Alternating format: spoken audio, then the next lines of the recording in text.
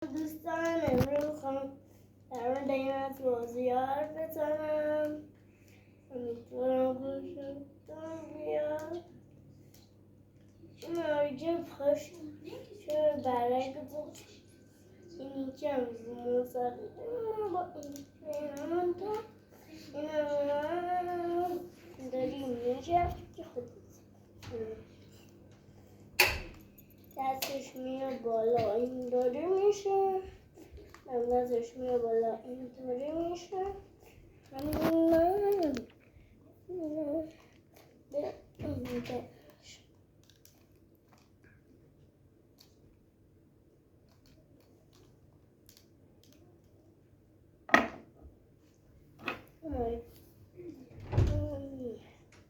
اینطوری نه اینطوری سفته، ولی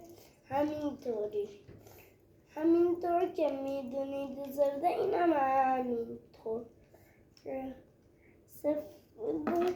الان بدنم شروع میکنیم، میداری به بدنم میشرخه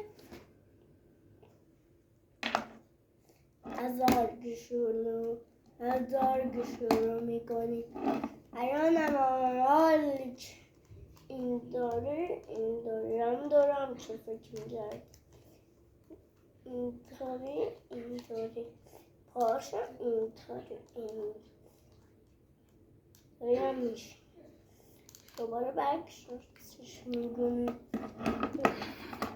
از اولشون که نبودم میکنه ویدیو تموم میشه.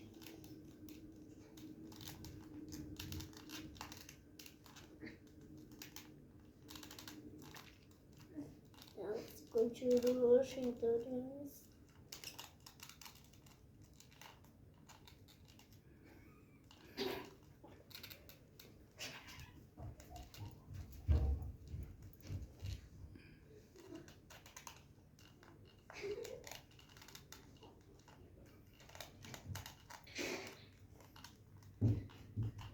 خدا از ویدیو لایک کنید برای ویدیوی بعدی.